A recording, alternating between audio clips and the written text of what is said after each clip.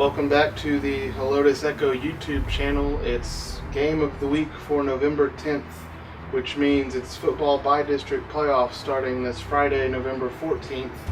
We have 3 games on Friday. O'Connor versus Southwest at Gustafson at 7:30.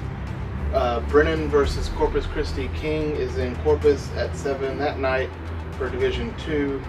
Brandeis Corpus Christi Carroll, the other Division 2 game, that is 7:30 at Ferris on Friday. And Saturday, the other Division 1 game is Stevens versus East Central, 7 p.m. at Gustafson.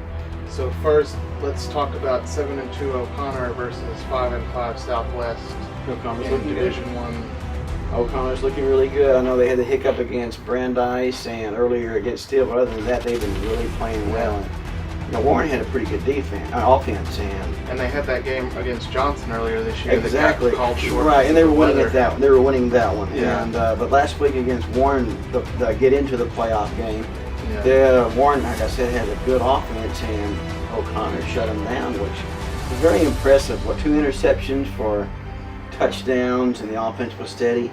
Yeah. O'Connor takes that first one.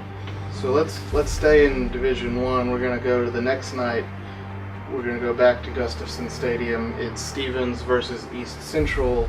Stevens comes into that game 7-3, East Central 6-4.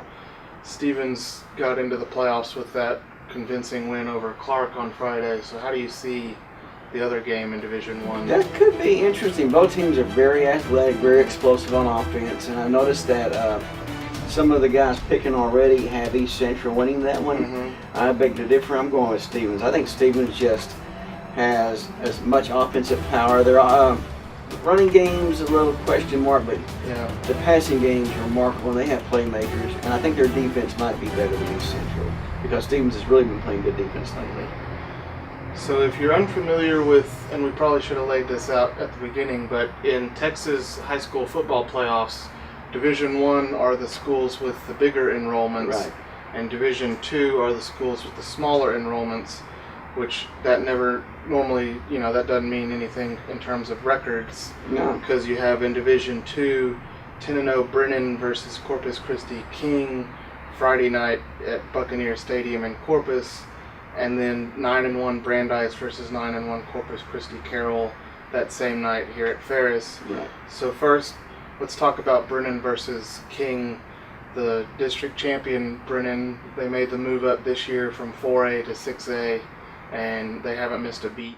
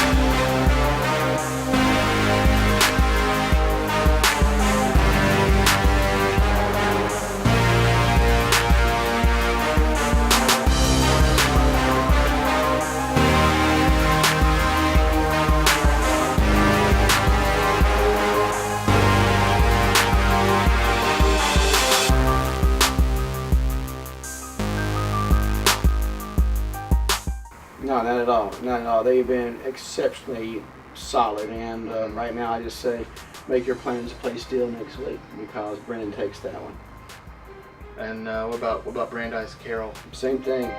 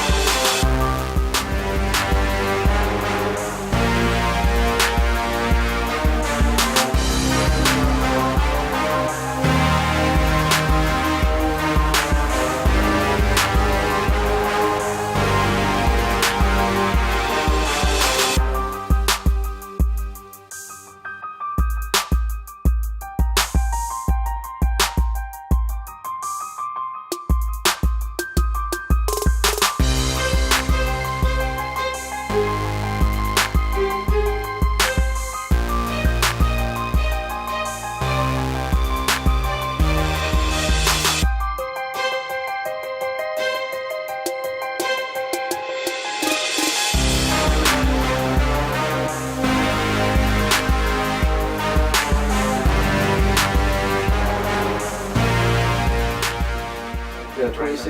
27-6A makes a clean sweep this year in the playoffs. Only game I'm a little maybe concerned about is that East Central Stevens, but I just think Stevens has just got it on the ball right now. So if we look ahead, should all four advance to the next round, you're looking at O'Connor versus either Converse Judson or Churchill, or in the other game in Division One, Stevens would play either Smithson Valley or Reagan. Oh, second round, that matchup between, I think it's going to be Judson and O'Connor, which would really be neat because O'Connor coach David Molesky went to Judson, won a state championship there. That'd be kind of a cool matchup to see. And right now, Judson's really playing very well. O'Connor would have to be at their very best to win that one. And in Division Two, the potential second round matchups would be Cibolo Steele or MacArthur versus Brennan, and Brandeis possibly against Schertz Clemens or Johnson. Wow, that's going to be an interesting match. Johnson and Clemens, because both of them been a little hot and cold, but it's going to be a Brandeis-Johnson rematch again. Brandeis takes them. Brennan's going to, I don't know if it's going to be call it an upset. I think they beat Steele.